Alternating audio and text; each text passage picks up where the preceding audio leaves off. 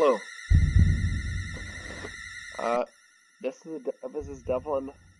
Like a few months later, after that last recording, I know that I where was it? I left off somewhere around like no help stop help me, I burn. I remember I vaguely remember that. I think I watched the recording. No, I watched the recordings that ended near there. But I assure you, this is me like 3 months later because I just haven't got around to it, and because I've been really, really sick. Like, I sounded sick back then, or not 3 months, however long it's been. I don't actually know exactly when it was, but I think it was like 5 days after MismuthMoth made the first response. Since then, I've been really, really sick. On November, I think like 2nd or 3rd or something. No, it was 3rd, November 3rd, or 4th. I can't remember. It was some point in November, I think. I went to the ER when they basically told me well, a few words I probably shouldn't be saying. They told me to leave, didn't give me any help, and said that they didn't even know what it was. I was told, oh, you have something viral, because my whole entire family had been infected by it. Yeah, I knew it was a virus. They just said, it's viral, we don't know what it is, but we can't help you, so leave. So they made me wait there for 2 hours in the room or whatever, and did nothing to help me.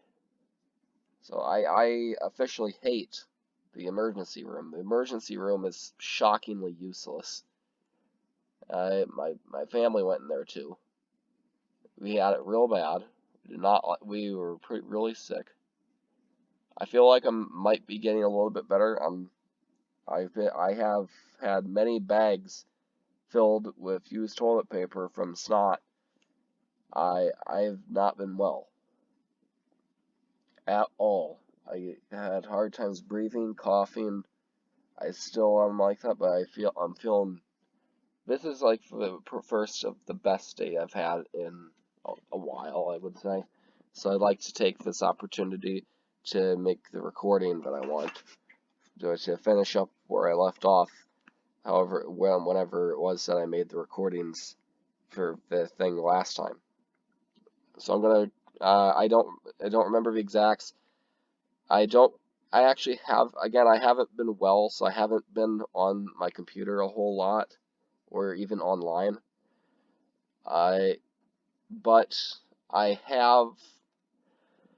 Uh, I don't remember the exactly what was said in the responses. I don't remember what was the original thing, what I had said, and I don't remember what this response says in advance, because I remember I read this whole thing in advance like twice, and then, but of course I only retained the memory of it fairly loosely because I have bad memory.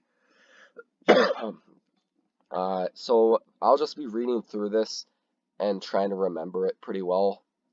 And yeah, this is basically just going to be my reading of the response. I can't make super exact clarifications about questions I don't have context to now because I'm sorry, but yeah. Anyway, what we know of Undertale's version is that he's omnipresent. Gaster followers claim that he's listening to them as they're talking to you. Spampton wanted to say, or wait, was this where I left off? Maybe I'll start up sooner. I don't remember where I left off, dang it. I do remember that what I said last time was that Twitter tweets, the fucking Elon Musk guy.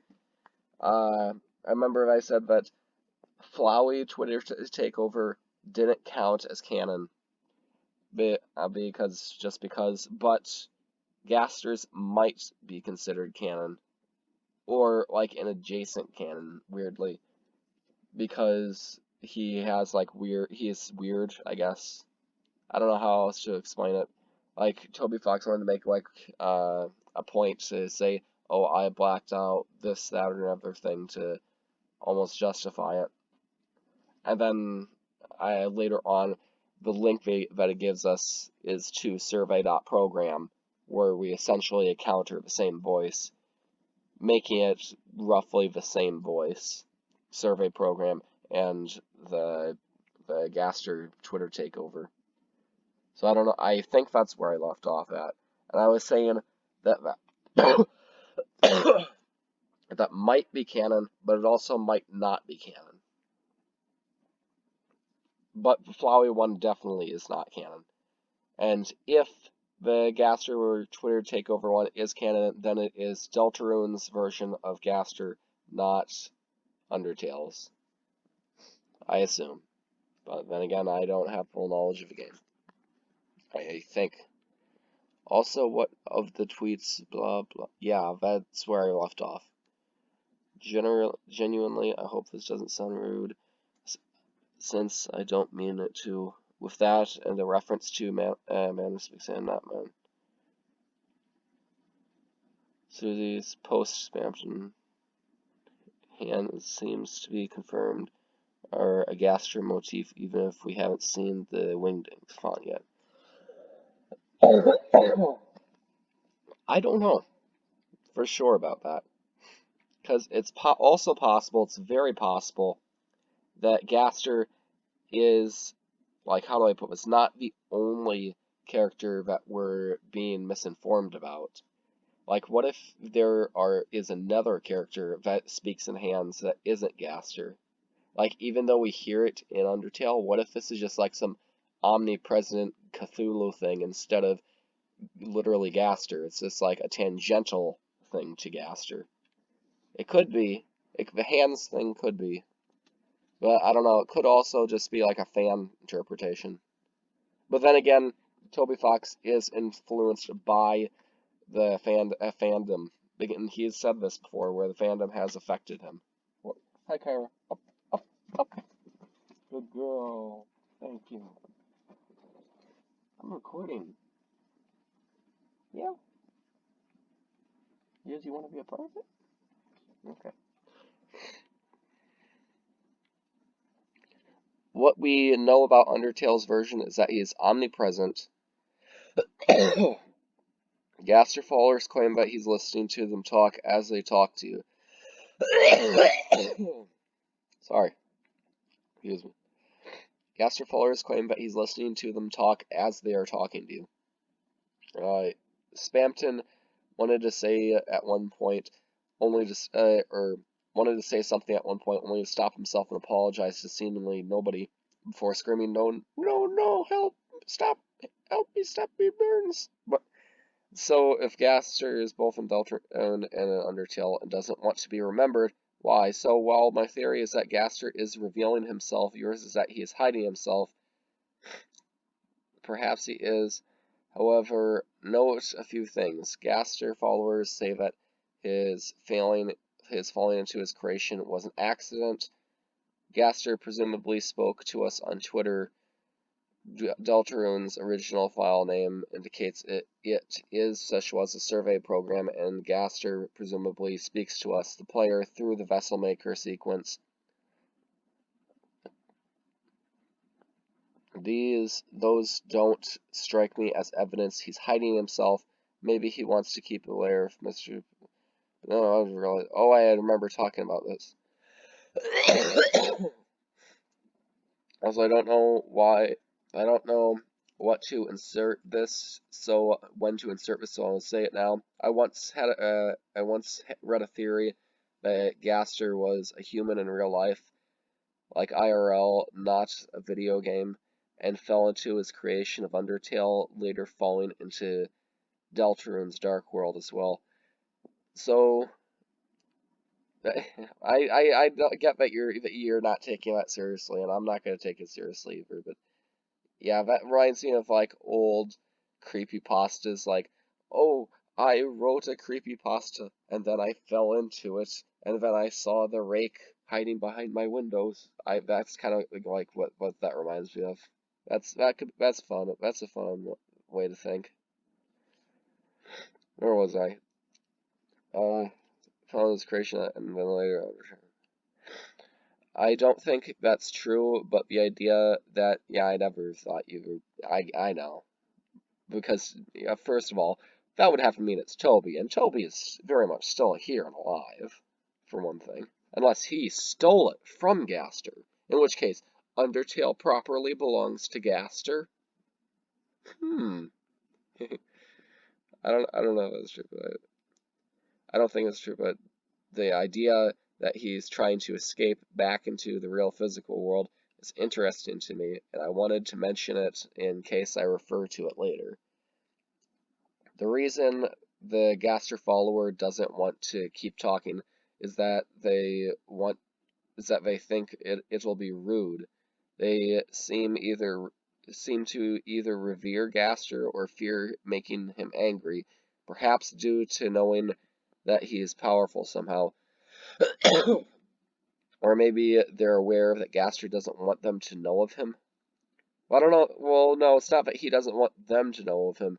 It's that he doesn't want them letting you in on the little secret. Maybe Gaster tries to erase people who mention him or are aware that he exists. No, no, I don't think that would work. Why? Because he was a royal scientist. He'd have to erase Asgore. Asgore was his boss. And, Asgore is still there. Weirdly enough, nobody ever brings this up. People should bring this up more, but nobody ever brings this up. Literally every fucking secret in almost all of Undertale, Asgore knows. Asgore knows about Gaster and whatever he assigned Gaster to be doing. He fully managed it. He knew about Alfie's. In fact, he endorsed all of Alfie's experiments, so you know that he would have endorsed whatever it was Gaster was doing. Like, Asgore was on top of just about everything, and nobody ever talks about that. Nobody ever talks about the relationship between Asgore and Gaster, despite the fact it's a very clear, like, scientist employer type thing, you know? I don't know. I'm getting off track. Where was I? Oh no, I lost my place. What did I mention? Later falling into dark. Uh, Oh crap! I gotta reread it now. Also, I don't know where it was. If you're making him angry, perhaps. Maybe it could be that the Gaster followers don't want to talk about Gaster because it's rude and they revere him, and not just that they're afraid of him actually like hurting him. But I disagree with this somewhat because again, Spamton did seem to be in actual physical pain, and that was a parallel. Uh, Also, how do I put this? I don't know how do I insert this now? Because there's actually one thing I really want to talk about, and it's a tangent. It's a whole fucking tangent, and I guess this is as good a place to insert it as any. Talking about the Gaster followers wanting to respect him rather than just fearing him. I think that Toby Fox made Gaster to have a lot of elements of Gygus from Earthbound or the Mother series. Now, in Earthbound or Gygus, or in Earthbound or Mother series, Gygus was this alien, alright? He was this alien who was super smart, but he had a tragic backstory. And because of his tragic backstory, he wanted to kill all of humanity. He was an alien sent to kill all humans. Do a bender from Futurama. But then he also got uh, uh, he got sad because he heard a lullaby that his mother played for him at the end of that. It was very nice. I think that was in Mother 1. Yeah, I think it was Mother 1 or Earthbound 1, whatever it was. I don't know that stuff super well, but I do remember that there are a ton of parallels. He was a super smart guy, and then he started doing experiments, and he tried to figure out how to become more powerful. At first he did this by uh, by building machines, by increasing his own psychic powers, and then he did it by stealing the psychic powers of his fellow aliens, and so he killed all of his own people. He killed the aliens who sent him to kill humanity because he wanted their power. And then I think he he kept going on this, and he reached an absolute. He reached the final conclusion of that, where he became all powerful and he could do literally anything. But he was also merged with the concept of evil, sort of and his mind was breaking from literally physically being like the embodiment of evil. And that's the point of the devil machine, which Porky introduced us to, the one at the end of Mother 3, or was it Mother 3? Or it might have been it might have been Earthbound. What I got, I'm confused. It might have been the second one, the middle one, where we see him, and we see that it looks like a reflection of Ness when you look at it, but then when it cracks open, you just see this distorted, horrifying, incomprehensible thing shifting through space and it attacks you in inconceivable ways, as well as physical ones. And this reminds me a lot of Gaster, because Gaster is a seemingly omnipresent, omnipotent, all-powerful thing, and he is all-powerful because in Undertale's unused code, his stat sheet reads a string of sixes that is vastly, vastly larger than Azrael's when he gets 7 human souls. So Azrael was capable of destroying every single timeline uh, with 7 human souls at the end of a pacifist. He would be like a fly, an insect to Gaster, according to the internal sheets of the code of the game, because out of the numbers. But also, this reminds me of because he was so smart, he had these like robots, and I think there was even like this an area that was very similar to Hotland, where there's like this sludge monster or something that worked directly for him. And yeah, there's a lot of things related to Gygus that are very eerily similar to Gaster, especially the experimentation with forces of evil, except with Gaster, I guess it's forces of darkness, which is like rebranded. But yeah, that's something I would like to think about. I think people should also be thinking about more, is the relationship between Gaster and, weirdly enough, Gygus from Earthbound, because they have a lot of similarities. So I personally, my headcanon is that the Gaster followers are just straight up afraid of him. But it could also be that they revere him, and that's why they want to talk about him. Also, another thing to think about is that he attacks Spamton in an inconceivable way. He just kind of breaks his mind and makes him think he's on fire or something like that. And then he's just like fine, and he's like, "Oh, nothing happened. What were we talking about?" Oh, my voice is droning on. I'm probably boring people.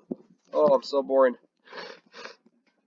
Spamton fears talking about something, but almost says it. Yeah. Neat parallel.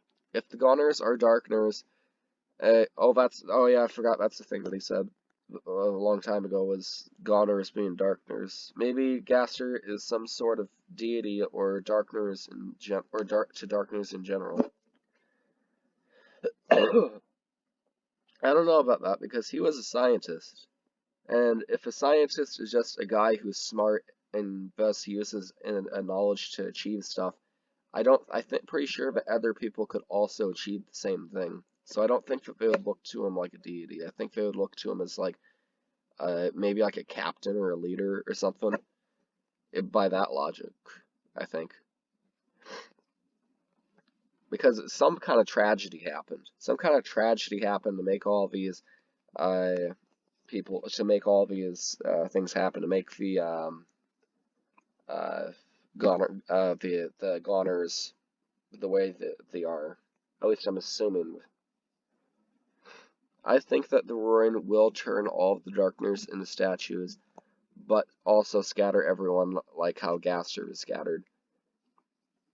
Also scatter everyone like how Gaster is scattered.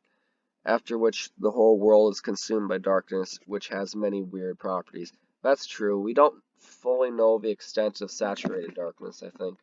At least not fully. We know partially.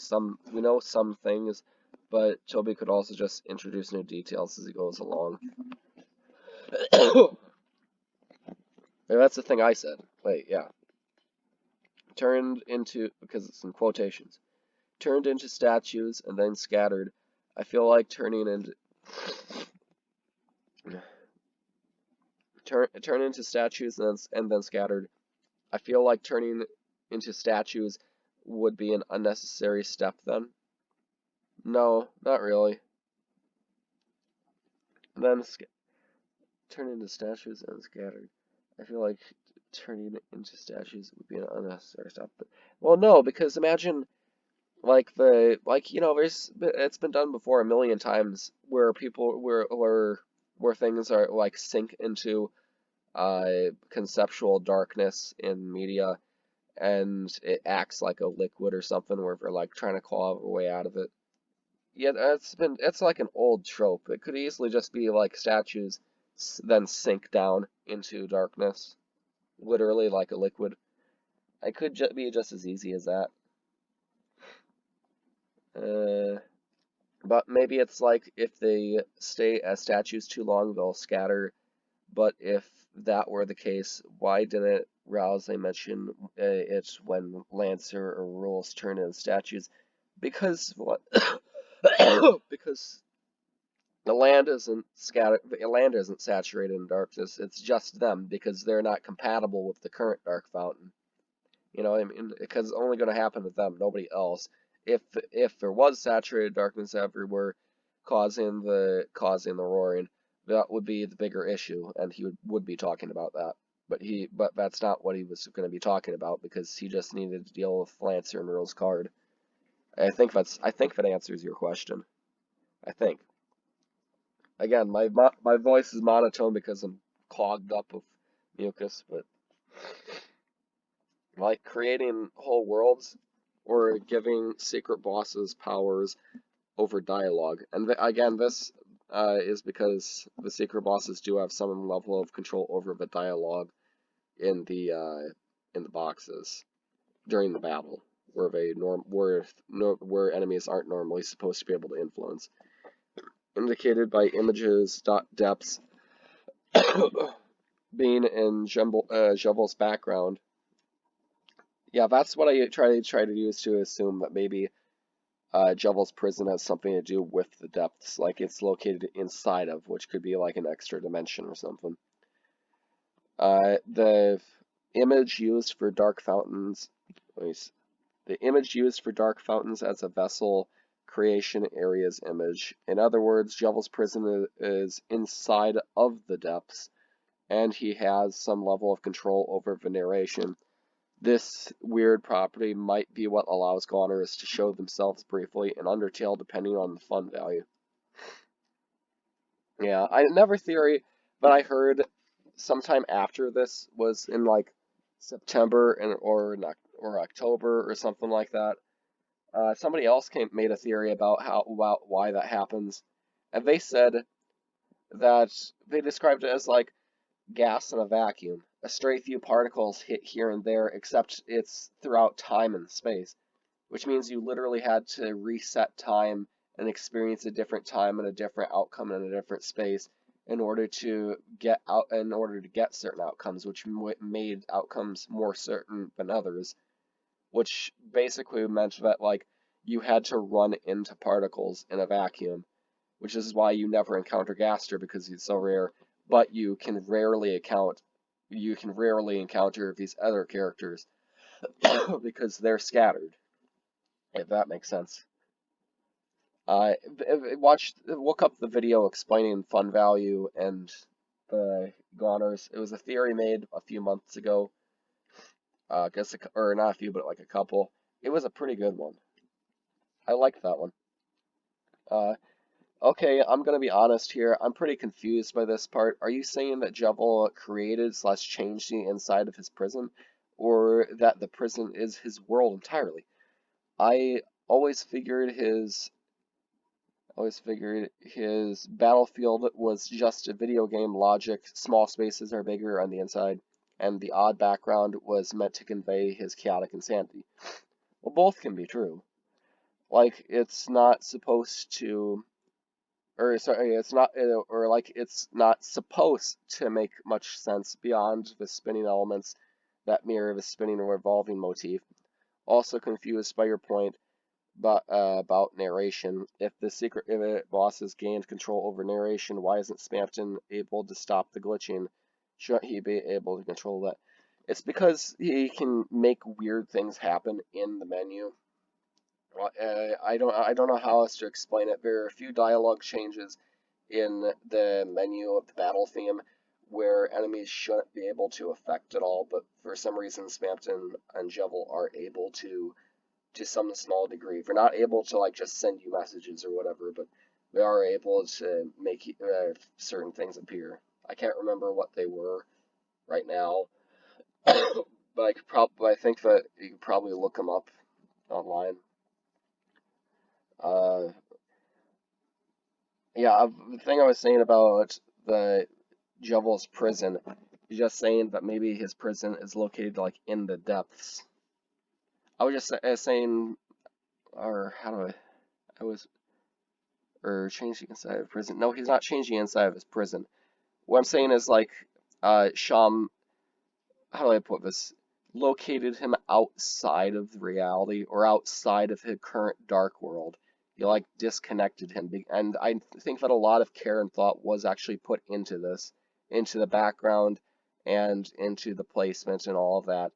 Because one thing, he is pretty important, and he's a fan favorite character until it predicted what characters would be fan favorites and which wouldn't be beforehand to make sure to get who to give more attention to. I think that he revealed that in the most recent newsletter. Oh, but I yeah, it appears as a doorway, as a cell doorway, except another door can magically appear between the bars. So that's odd. But also, when you go in and you finish the fight, the door doesn't exist and it's just a flat wall. Or not, sorry, not it's not even a flat wall. It's just like a drop off. It's just a ledge that drops off endlessly, I think. Which, yeah, that's pretty suspect. That makes you go, wait, where did the prison go? Where was he? And then on the interior, you see it's infinitely large, seemingly, with a spinning carousel. So I would say, yeah, because of the image depths used during the battle, I'm saying that it was probably an extra dimensional space, but it was like in the depths, like it was pushed out into the depths, and then when it wasn't needed anymore, it closed up. I think, or maybe I'm just overthinking things and I'm getting confused because my mind is not working at full capacity at the moment. I remember the last time I made this, I was tired because I didn't get a lot of sleep. But now I'm not 100% because I'm sick, which is a different reason, but also a reason. Make much sense beyond the spinning elements, control that. Undertale has different versions of these characters, but they are not the same. They don't exist in this world, or any other for that matter. They're left to wander aimlessly forever to exist as echoes of their former selves across many worlds, with time and place becoming meaningless concepts. For all intents and purposes, they don't exist at all except as unused leftover code. That's a cool idea, but what proof is there? Gaster's non-existence still affects the world somewhat, but there is absolutely zero evidence for Jevil or Spamton. I was referring to, I think I was referring to the goners, or like the goners being what would happen to everyone in Deltarune if the roaring or Angel's Heaven or some apocalyptic event happened. And in other words, Gaster gets scattered. You see that local contained example of what could happen to someone, and then the roaring is a much larger scale. That's the world-ending one. And I think I was talking about maybe the goners are leftovers of those people who went through that apocalypse. I think that's what I was trying to say. Again, I have actually don't remember any of this, but if I had to go by it, I think that was it. Still affects the world somewhat, but there's absolutely zero evidence for Joel Smith. Again, that's not before story. I was talking about like after the apocalypse. So, okay, technically Toriel's battle theme is Heartache, which originally called Joker theme. Alright. You okay? What you doing? What you doing there? What? You licking your chops? You're hungry? It's not supper time. I'm pretty sure you got breakfast. Okay, come on, up here with me. Oh, you know I love you. You know I love you.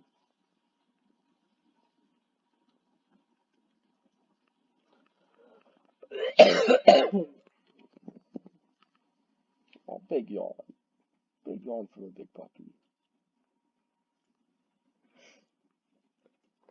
Oh, was originally okay. So technically, Toriel's battle theme was originally called Joker Battle, and was going to be Jevel's theme, which I did not know that. Thank you for telling me that. That's new information to me. As Toby tried to make Deltarune before settling on Undertale, Bone Trestle was going to be the main battle theme of Deltarune. That I did know. That one I did know. I didn't know the Jevel Toriel thing, but I did know the Bone guy thing. Oh, fuck. How did I forget his name? He's like the most lovable character in the. What was his name? It's even red here, isn't it? What is Sans' brother's name? I forgot. Uh, Papyrus. Fuck. How did that is? I'm getting Alzheimer's. I bet.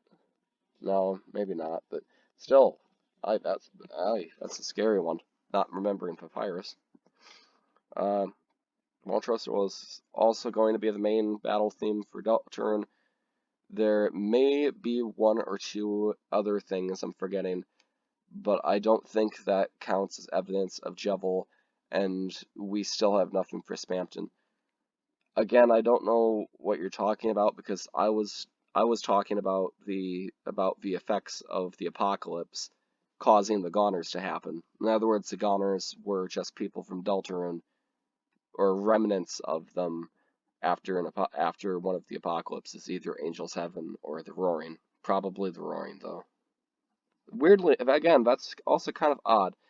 I think I also wrote all of it. The thing that you were responding to, or the thing that this is responding to, was in response to something I said, and I wrote it only with the mindset of only one apocalypse, but I forgot that there's actually supposed to be two apocalypses. Technically, Angel's Heaven and the Roaring could be two different things, which I didn't take into account. I didn't think about it, but just something to note. There might be, yeah. I think that this might have happened in the past too, because Noelle remembers deaths and is sad about her for some reason, even though she is theorized to be the voice of the code. I don't know what this is referring to, because again, I didn't go back and read through everything because I wanted to get this out while I'm still healthy. If I continue to be healthy, maybe I'll go back and I'll reread everything. But I did I'll correct it maybe in the video or something.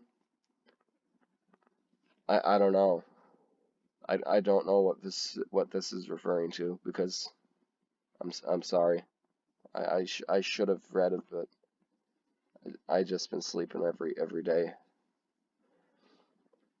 For some reason, I feel like I'm missing something. Shouldn't Noelle miss her? Des is her sister. The idea that she's the voice in the code is a neat theory, though. Maybe I don't know what I was thinking then, and I don't know what I was talking about in context because again I didn't read it. But if I had to guess based on right now in this moment of reading that, if I had to guess, I think I would say that I was probably saying like, how does Noelle remember her? You know, or how do I put this? But or like how does nobody else remember Des but her? But I was wrong because Rudolph does remember her. Rudolph, the sickly red-nosed reindeer, someone I can relate to. Actually did mention Des. So yeah, I was on crack at the time. I was doing all of the drugs, and that's why I said that because I'm not the brightest leaf in the tree. You were right. Chris is scared of the bunker and has encountered dark worlds before, alluded to by the Icy's pizza box story from Spanta's sweepstakes event. Oh wait, I was probably referring to Gaster somehow being alive and Daltrin maybe, and the accident that scattered him actually happening to Noelle instead. In other words, Noelle remembers her sister, but she may have got scattered like Gaster. Okay, it might be coming back to me, or maybe I'm misremembering it. I don't know, but that might have been what I was trying to say.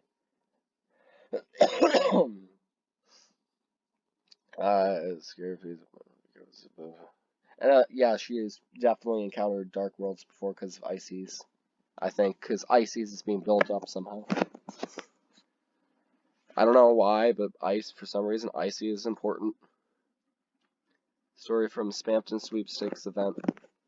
How does that story prove Chris has seen dark worlds? Because he dealt with the pizza box. Again, I'm not at 100 right now. I can't remember, but I know from at least this what I'm reading here. He dealt with the pizza box. Dark Worlds before Luigi. Oh yeah, because he was saying, "Hey, did you know that Icy's real?" And take a look at this. But then the pizza box actually did have a Dark World. I think. If I think I can't or maybe it didn't. Again, I remember like zero Delta knowledge at the moment. I don't know how to react to that. How does that? I'm just trying to pump this out. How does that story prove Chris has seen Dark Worlds? Oh, I already read that. They're being, it just looks to me like they were being a normal prankster, which Noelle states multiple times is normal for him. Yeah, that could be possible too.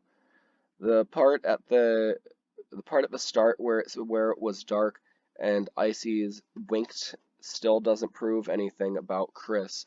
Perhaps you mentioned Noelle saw a dark world. That's possible, especially if Des fell into one and got into the code that way. Well, no, because how could she get in the code? We've been into dark worlds too before, but they haven't put us directly into the code of the game. Some kind of awful event has to happen to put you into the code of the game because Dark Worlds, we know their properties. We've went into one twice, one in each chapter, and they don't put you into the code of the game. So some kind of event actually has to happen to get you into the code of the game. Something like special that we haven't seen yet. So I disagree about that. Uh, it's possible sources is But even if that was true, I don't know if it would have been with the pizza box. I theorize that the bunker is a dark world that has grown out of control and that Des fell into it, getting scattered the same way that Gaster did. Yeah, that's one of my ideas for how that could happen. It's the bunker because we see that the starting area before Castletown in Chapter 1 is oozing with darkness, so we know that some places are darker than others, and it could be that the bunker is just like wildly out of control. Or maybe there's like a special fountain in there, or that's where Gaster's lab is, or something like that. But that's one interpretation, yeah. Where was I reading? I keep losing my place. And that Des fell into it, getting scattered the same way that Gaster did, because Gaster's case seems to be different from all the goners, even holding some kind of power over the goners. So his death, for lack of better... So, wait, what did I read? Fell into it, getting scattered the same way that Gaster did, because Gaster's case seems to be different from all the goners, even holding some kind of power over the goners. So his death, for lack of a better term, was different in some way. I'm guessing that he might have jumped directly into a dark fountain, getting stuck in the dark world, getting stuck, not getting stuck not in the dark world, but getting stuck directly in the depths from where the darkness is billowing out of the fountain that generates the world around it. Yes. So is your premise that entering a dark world scatters you? I feel like the fact that we jumped into the dark world all the same kind of disproves. Oh my god. So is your premise that entering a dark world scatters you? I feel like the fact that we jump into dark worlds all the time kind of disproves that. So I'm guessing I'm missing something here. No, I meant like when you right before Susie and Chris close the dark fountains at the end of each chapter, when they're standing right in front of the fountain and looking at it right before the soul closes it and they re-enter the right world, what if instead of closing it they just jumped right into that geyser? Because the geyser, like it's billowing out of the ground. And we know that humans don't have magic, or at least we don't think that humans have magic, at least not a lot. So humans are just able to puncture a hole into some place that creates, or at least pushes out all of this darkness, which creates the dark world. So what if you go through that hole into the other side? That's what I was trying to say. I wasn't trying to say like the dark world. I'm sorry for making you misunderstand that. I don't know how I could have worded it better, but I probably should have. Here's a few interesting lines about dark fountains. You see each dark we see each dark fountain creates a different world, a world whose darkness reflect the will of its fountain. Queen wasn't always so harsh. No, she was. She just got worse somehow. It wasn't till that dark fountain showed up that she started going into overdrive. So somehow the Dark World or at least the Dark World denizens were already there before the Dark Fountain shows up. So I think somehow the objects in the Light World are like aware of themselves, like the card, like how do I put it? Like Lancer and Rules in the pocket of Chris would be aware of themselves as cards, I would think. But then they get turned into darkness, and then we get to see how they see the world or something. That's pretty interesting. I just thought of that. Maybe I've thought about it before, but yeah. So that's how they interpret things, and then that kind of explains timelines, maybe, because they operate in like a different way, a different medium, I guess. And then when dark worlds happen, they happen. Where was I? What was I even talking about before that? Because I just kind of thought that was interesting. So as he promised, no harsh, worse, going to overdrive.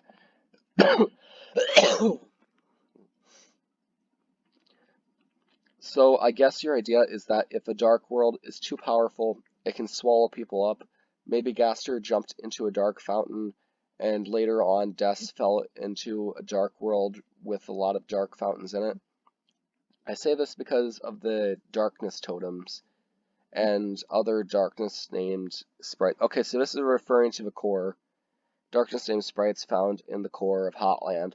All of these darkness-related sprites suggest that the core might be running off of darkness. Never knew that, huh? Also never considered that darkness. Oh boy, you don't know. There's a whole tangent.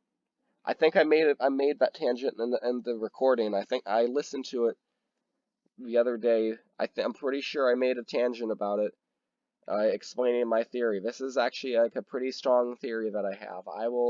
This is the hill that I will die on. That the core is operating on darkness and is seeping darkness. I'll I'll leave that to them though. I won't reiterate it. Never knew that, huh? Also, never considered that darkness could be the resource that the core uses. Maybe Gaster made a dark fountain and decided to use it as fuel before later wondering what would happen if he entered it. But if this is true, Gaster already knew about Dark Worlds when he made the core. Then was that what Entry 17 was about? It might have been. I think it definitely could have been. I think that Entry 17 110% had something to do with darkness, with the darkness from Deltarune, not just like conventional darkness because of how it's worded. It's literally talking about negative light. Like, I don't know if it's about entering a dark world, but yeah, it's right up that alley. It's definitely right up that alley. When he made that was when Entry 17 was about. It might have been, but Entry 17 could also have been referring to the depths where the fountains come from, explaining why he isn't in Undertale. Again, maybe he didn't know that dark fountains made dark worlds at first and was just siphoning the fountain into a power generator somehow. Wait, what was the question?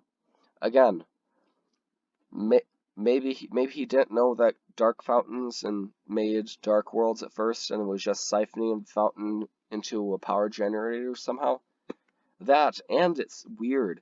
It has weird properties. Like, what if you made a dark world inside of an oven? And then you just let that billow out, and then you just like threw ice in there. What if you just like magnified things to extremes because it can turn some small things into whole worlds themed around it? That's another thing. It could be a lot of things. I didn't think about siphoning it directly, but yeah, that too. The world the rules of dark fountains are still fuzzy, but maybe if he made the fountain in some sort of closet, he could pipe it out without knowing it was the gate to the dark world until he tried. Yeah, exactly. So what if he just like tossed it in there, tossed a little spring in there, and then was like, "Huh, I wonder what will happen now," and then thought maybe I should go in there. I think that's what you're saying. Maybe one day he entered the closet and fell in like Susie and Chris did at the school. Did you get the darkness closet ending? No, I got the one where they didn't fall in. It was a secret ending. The darkness closet ending was my favorite reference. I don't know what's the reference to, honestly, but yeah, I like what references. Me, I'm just guessing that darkness is some kind of transcendent force that is present in all worlds, or rather underneath of all worlds. Better phrasing, I think. Until you puncture the ground using determination to release it. You could visualize it like a water balloon. It could be determination, but it could actually be another force that we haven't come across quite yet, or we haven't heard talked about, called called courage. I should really make a whole other thing about courage because courage is going to be a big thing too, but it could be courage too. But yeah, it also could be determination, I guess. Currently it's unnamed though.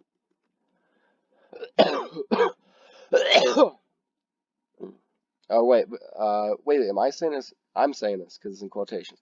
Until you puncture the ground using determination to release it, you could visualize it like a water balloon. You can cross the surface because that would be you can't cross the surface because that would be crossing universes, which isn't possible unless you're the player. But you can puncture a hole in the balloon to enter the endless void of darkness slash depths slash water of the balloon underneath of it. I'm guessing that Sans' machine did exactly that to get to Undertale, essentially jumping into a fountain and traveling through the depths until he found an opening in the world of Undertale somehow or somewhere. Popping too many holes in the membrane of a water balloon will obviously pop it. Awesome metaphor. Hey, thank you. I really appreciate that. I like it when people like my theories. That's cool. Thank you. Awesome metaphor.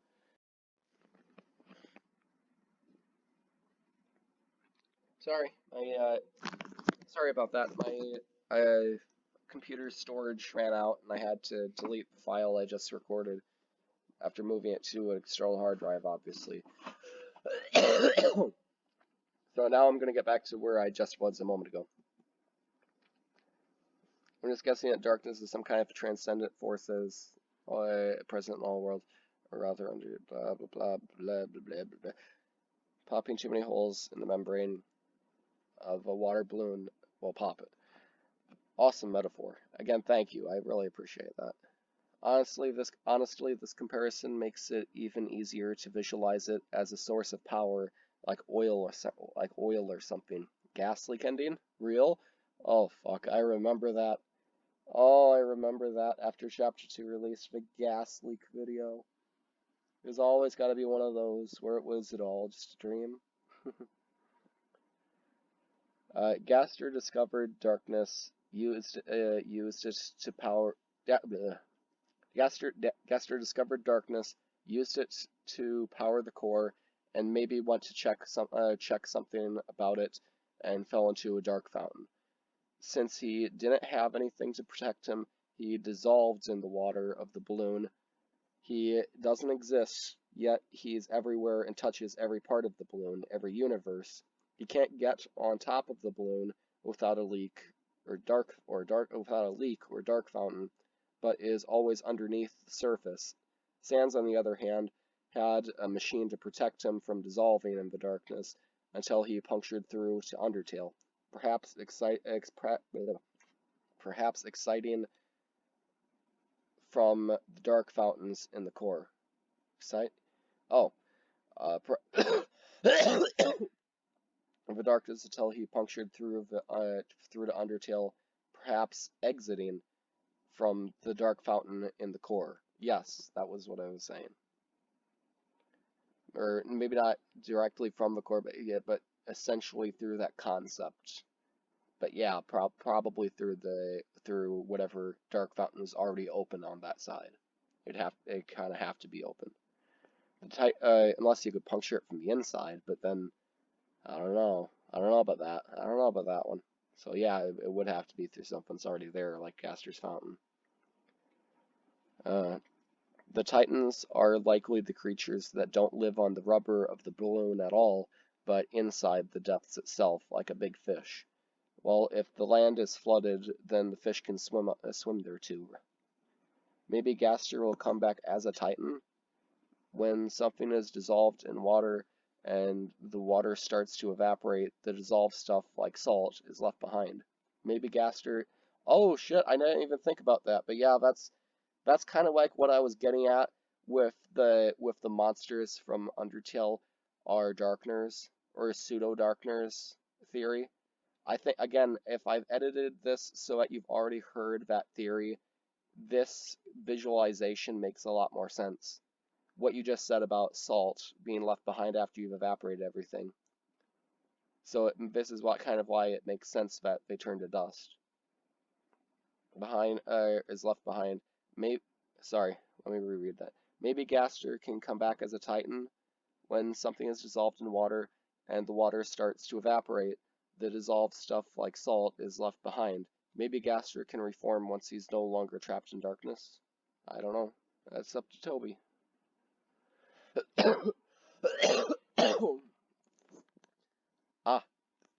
You think the darkness is your ally? You merely adopted the darkness. I was born in it, molded by it. Or wait, this would be something like Jevil, but Jevil is just an example because again I said that earlier. His prison is probably inside of the depths, which means he spends all of his time there. He's likely not as strong as an actual Titan that has always lived in the darkness, like a swimmer compared to a fish. God, it's difficult to actively change words and make it sound not edgy. Meanwhile, I Am All of Me by Shadow the Hedgehog starts playing in the background. I am all of me. You think the darkness is your ally? You merely adopted the dark. I was born in it, molded by it. Sorry, let me reread that. I just love it so much. You think the darkness is your ally? You merely adopted the dark. I was born in it, molded by it. But what about the dark worlds? Well, the dark worlds are created by the fountains. In other words, darkness mixing together with light to create shadows. Or, more physically speaking, bringing light world objects to life and filling up a part of the light world, contaminating it with darkness. I really hope this is making sense. I do hope this makes sense because I feel like I confuse people a lot with this concept that I try to convey. A fountain makes dark. So this is what he said. A fountain makes darkness, which is a powerful substance with strange effects on the objects it touches. It brings physical objects to life within its reach, forming a dark world in the confines of a light world area. Both due to time and space madness and video game logic, it doesn't matter that the dark world is way larger than the computer lab or supply closet. It's real, but like a shadow, it's confusing, ever twisting, and something you'll doubt it was ever there. That makes sense. Thank you. Thank you. I really do appreciate that.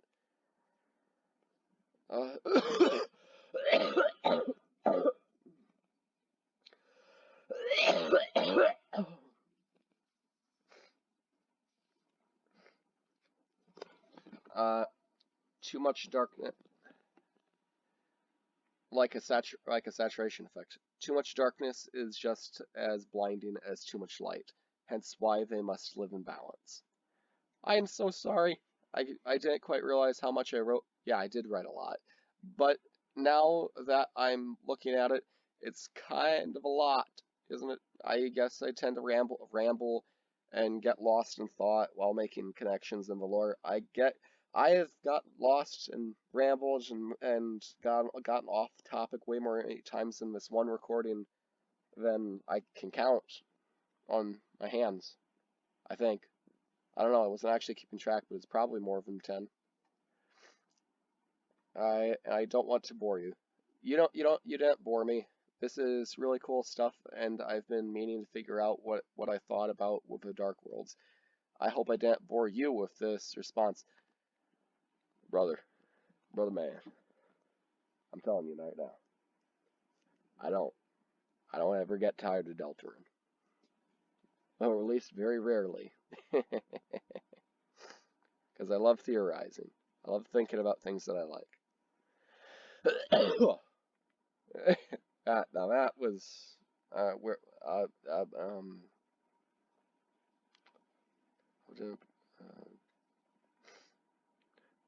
so P.S. I think that Gaster isn't making people go insane by telling them that they're in a video game, because what would be the point of that? I mean, yeah, they're gonna be trapped in a video game either way, you know. it doesn't even affect the plot because they're optional bosses. No, I think that Jevil went insane from realizing some kind of grand truth all on his own.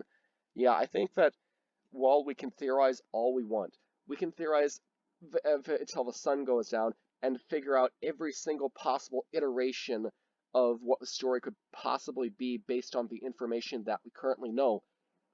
There'll be information that we don't know because Toby is purposely hiding it for later, you know?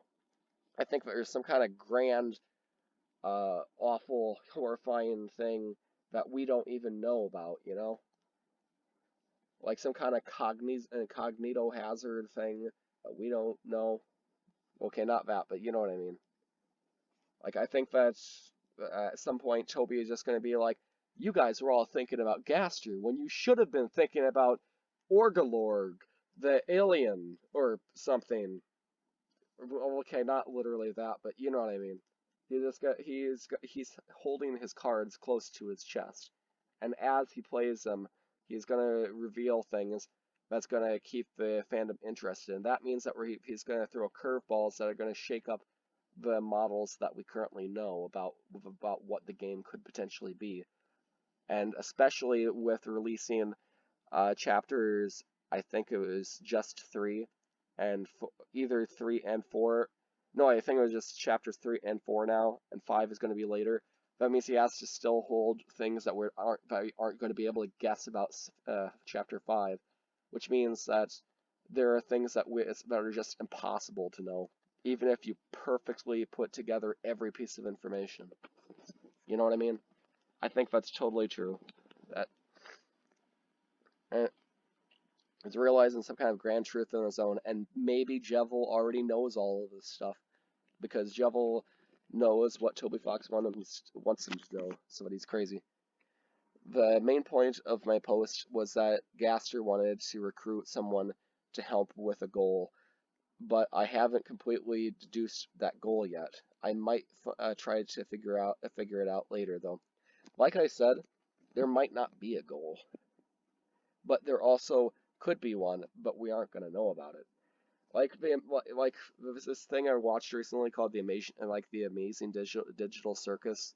Like you could say that the weird flying teeth guy, the Bill Cipher wannabe, I flew around and like was collecting people. He made a certain jester crazy, but that was Pomni because it was Amazing Digital Circus. If you've seen that. He made Pomni go crazy or something like that, but not really because Pomni just kind of appeared there. You know, you could just say it's an existential thing that just is, but we don't know. But yeah, could he have a motive?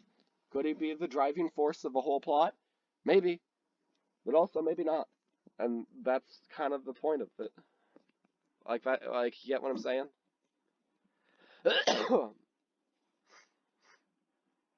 To recruit a goal, but you might be right about Jevil. You might be right about Jevil, but besides the evidence in my last post, I want to. Or wait a sec. Yeah, you might be right about Jevil, but besides the evidence in my last post, I want to point this Sham dialogue out once more. One day, he met a strange someone, and since then, he began to change. He started saying bizarre things that didn't completely make sense. But did it completely not make sense either? Soon, he began to see the world as a game and everyone as its participants. As the court mage and his only companion, I was forced to lock him away. Or rather, lock us all away, in his own words. Since that time, the strange words he said have stuck in the side of my cot, and my view of this world has become darker yet darker. That makes it sound like that's what the MismuthMoth,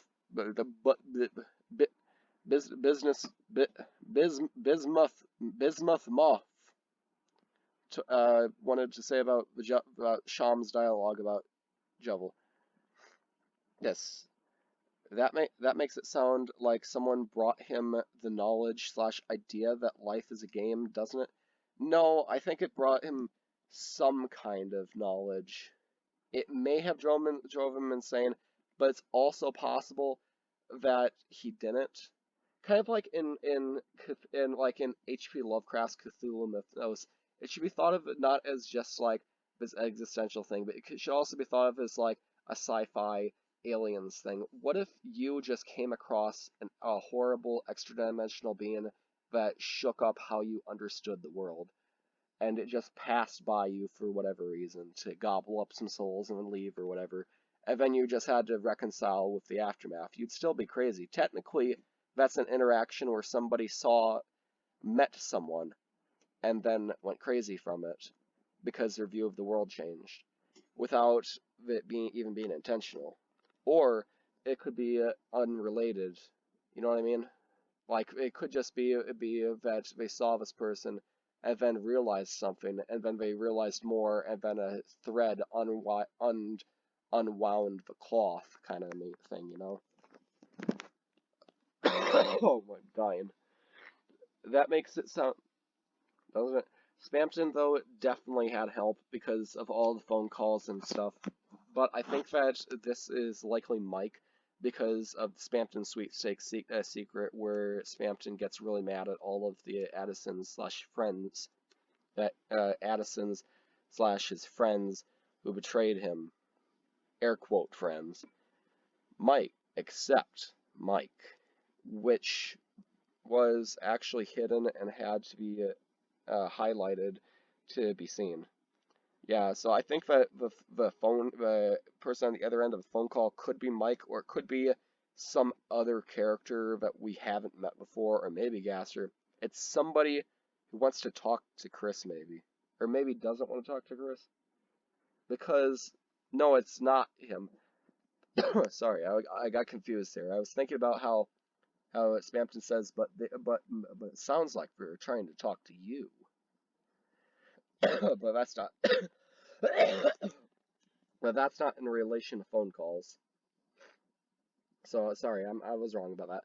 But yeah, I think it could be Mike or someone else who made him successful. You know, I think because he would favor that person. He favors Mike. He likes Mike, not the other people, but he likes Mike specifically.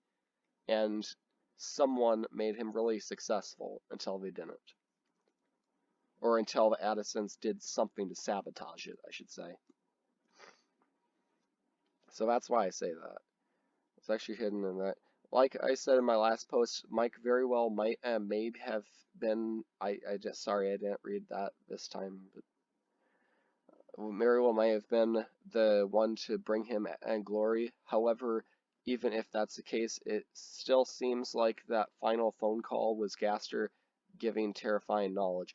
That is very possible. That is very possible. That it could be Gaster or some other character we don't know that told Gaster at the last minute, hey, you need to get Chris's soul, because he tries to get Chris's soul at the last minute. Which means somehow Gaster or Spamton knew that obtaining a human soul gives you power. Somehow. Gaster was terrifying. Gaster speaks through technology. The words were described as garbage noise, and Spamton ran away without even hanging up the phone. I don't know about ran away. He didn't. I don't think he ran away. Did he? He might have been, since he probably already knew he was getting evicted. What other words would have distressed him so much that he would flee the mansion? That's a mystery. I don't know. That needs to be uncovered. In other words, Spamton is on good terms with Mike, who is not Tenna. Tenna, again, I think I wrote down my first response, which is the thing you're responding to. This guy is responding to, like way back when the sweepstakes were still semi-new. I think they were semi-new. I can't remember exactly. It's been a while. This is I've been doing this way later than I should be. I should have done this a long time ago, but I never had opportunity.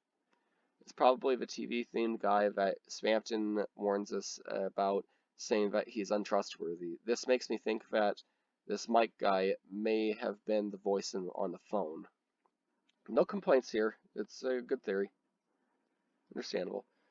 The reason that the phone is just garbage noise, I think, is likely because only certain characters can understand the noise. Like the garbage noise is transmitted from another universe theory to someone who speaks in Python version 1.2.0.1 free download.exe. The garbage noise might actually make perfect sense to him. He might be able to interpret it like that. Makes sense, but who would speak in such a way? Why would it be so distorted? Like I said, like what if it could be Gaster. Like I said, it could be Gaster. I mean, he is scattered across time and space, and you hear that weird like sound bit with the car in the background from Undertale. By the way, this is something nobody's ever talked about before. Or at least I've never heard it talked about in the Deltarune or Undertale community. I'm shocked. I am shocked that people have never mentioned that in that sound clip there's a car in the background around the middle point of it.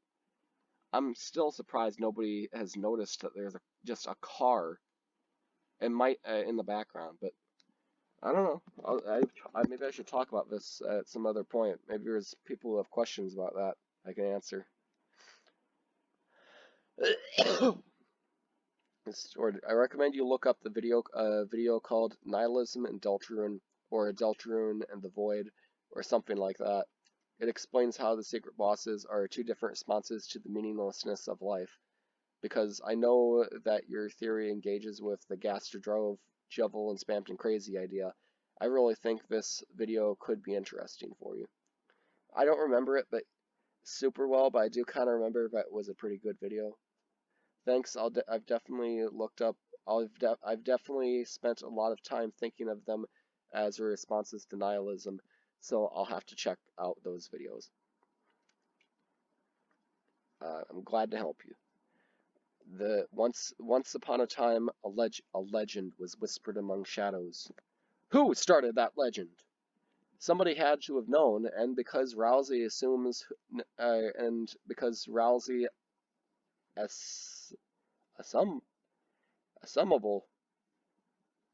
I think I misspelled it, and because Rousey assumably knows about everything through that legend, it means he wasn't told directly by Gaster about Susie, Chris, and what they know and what they have to know. Although someone did have to know about this beforehand and spread that legend to the Darkners in the past who told Rousey. That could have been Gaster, though there are other candidates too, like the Angel or just like a Prophet, because in Undertale there were plot points that were just kind of there, like the human sorcerers, despite the fact humans couldn't use magic. So it's possible they could have just said, "Oh, there was a prophet, and one day he said this legend, and we just believed him because he was dope." He was dope as hell. He knew all the winning lottery numbers. It could be like that, but yeah, it could be. It could also just be somebody who's like out there and with special powers or whatever.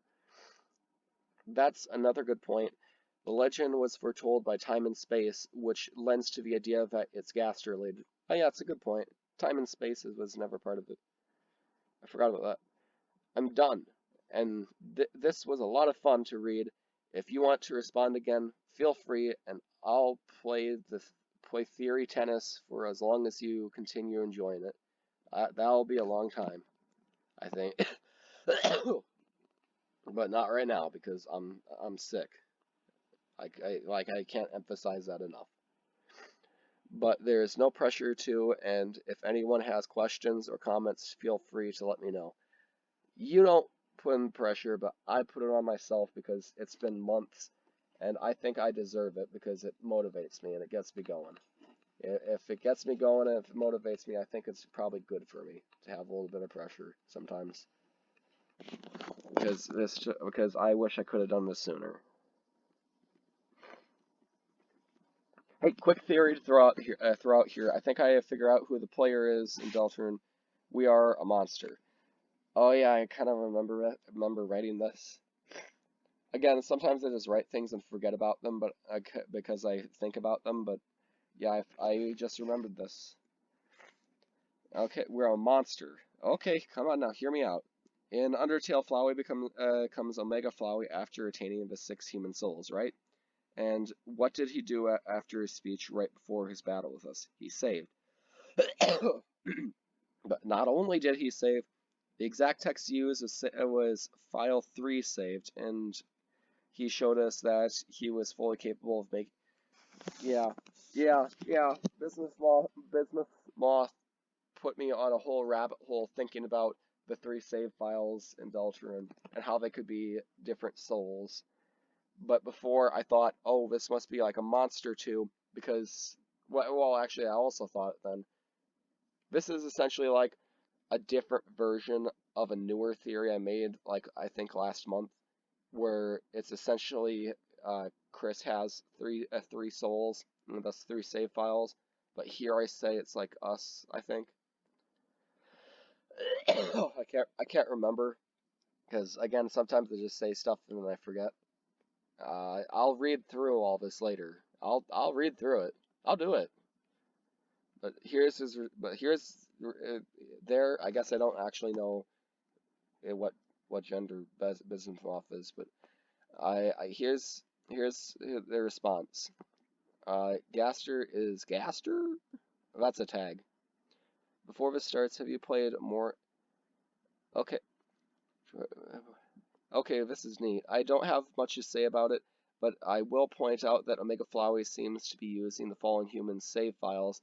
This Reddit comment sums up the theory really quickly, while someone under it comments the Tumblr link that goes into more detail. I clicked that link, and I read the Tumblr post, and I have it saved somewhere. I can't remember where, but I have it saved somewhere on my external hard drives, I think. This makes sense given the context that he's using their save files against their will, and also explains why they are able to get the files back eventually. He also uses file 6 at one point, but we don't have 6 files.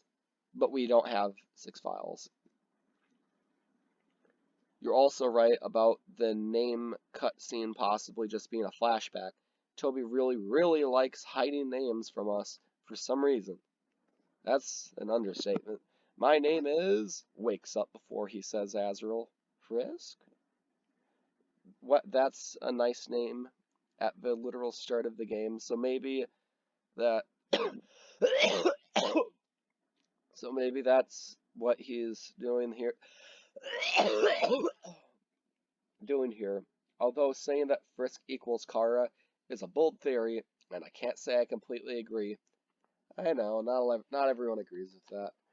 I think of it as a partial possession type thing.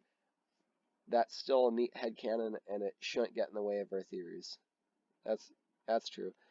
Personally, I always thought that Kara was just like that Frisk was literally Kara, because there's also some text in the game talking about a child that was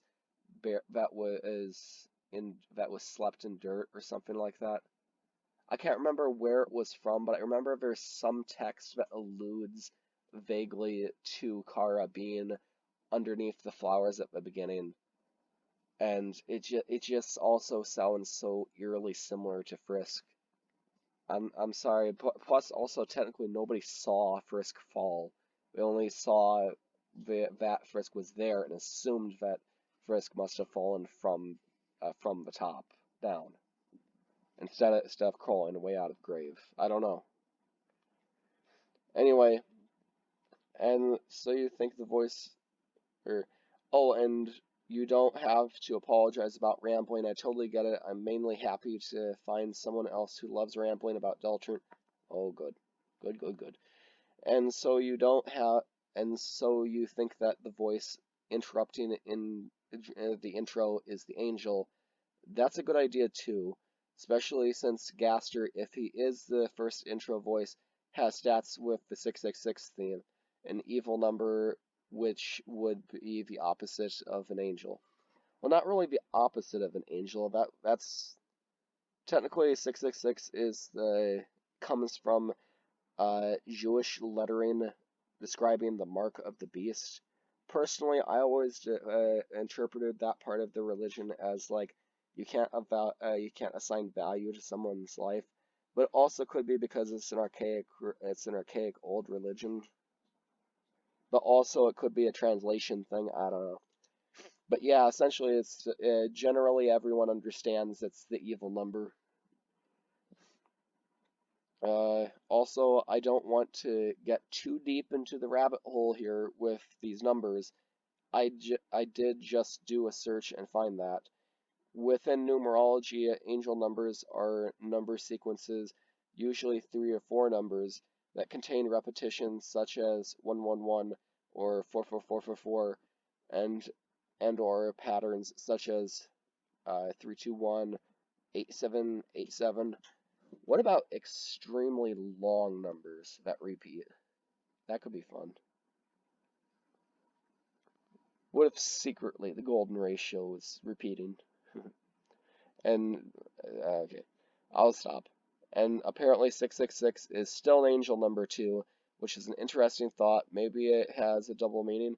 No, it's because it has to do with, well, I mean, yeah, maybe I guess, but probably also because, like, Satan and, like, angel. I guess the one thing is that if the angel is the embodiment of you have no choice in this world, and this game will probably disprove that, that is kind of going to be the same conclusion in Undertale. It might be more about acceptance and moving on. It also could be about courage, but I'll talk about that some other day because that's a different topic. That's a whole topic I want to talk about. Wow, there's a lot of stuff. I say when I don't have much to say about it. Lol. First, wow, I never knew about that. About the the FAT or file attribution theory. Big. Thank you so much for telling me about that. That was a big thing. The thing about the 666 being an angel number in numerology is really cool, but I did yeah, I didn't know that. I don't know numerology that well. That was neat. That was neat to know. I just sorry, breathing. I just don't know. I just don't think that Toby is much into numerology, so I don't know how much influence that would have. Typically, 666 is way more recognizable as the mark of the beast, and because while Toby hides secrets really well, he doesn't play with people's trust that the secret means something. Like purposely putting a secret message at 123 ABC to make sure you got it, for example. So I'm pretty confident that he'd make something secret, but once you find it, it'll be at face value with its meaning. Sorry, well, sometimes, and I guess not always, like the voice in the code for Deltarune, but that's probably because the game isn't fully released, and he kind of has to pull all the stops to keep it. You know what I mean? Like, sorry, I stopped reading right here.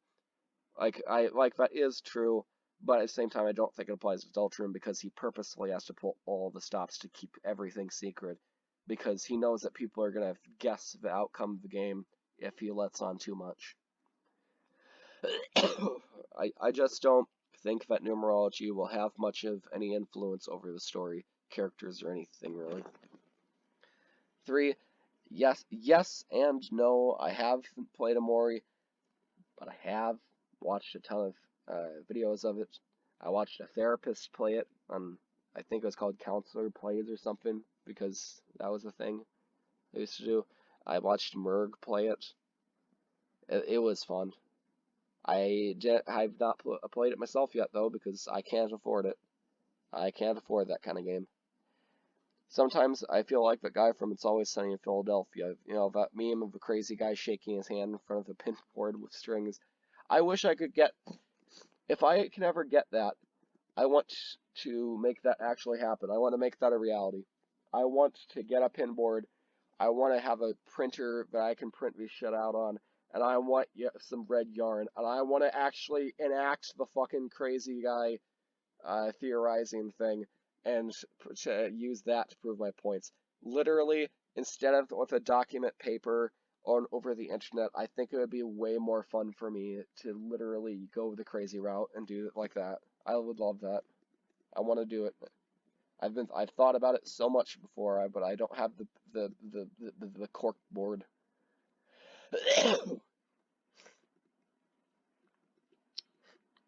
Nice, glad you enjoyed it. Okay.